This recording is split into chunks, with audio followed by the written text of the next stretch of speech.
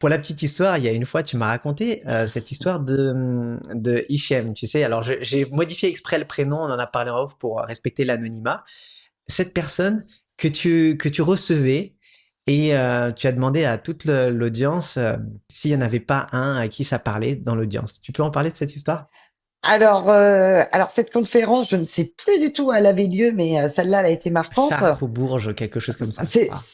Ouais, peut-être Chartres. T'as peut-être Ouais. raison. Et donc comme d'habitude, je commence et puis je vais lancer le prénom Hicham, comme on l'a changé. Donc et personne ne répond. Et là, dans sa tête, faut savoir que face à une salle où on est des fois 400 personnes, on se sent seul.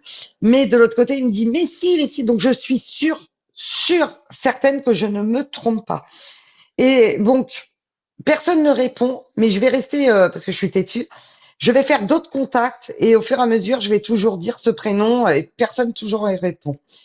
Et peut-être au bout de 20 minutes, une femme rentre dans la salle et elle dit euh, je suis en retard, elle était très en retard. Et en rigolant, je la regarde et je lui dis mais c'est pas vous qui avez un Hicham parce que j'en ai toujours un derrière moi. Et là, elle me dit, elle était même pas assise, elle avait le manteau, elle venait de rentrer, elle me dit c'est mon conjoint. C'est mon conjoint. Et donc on l'a fait venir sur scène et c'était vraiment son conjoint. Et en fait, c'était la dernière. Elle était en retard. Elle Ouais. avait pas pu se garer. Ça avait été le bazar. C'était magnifique. C'était un beau moment.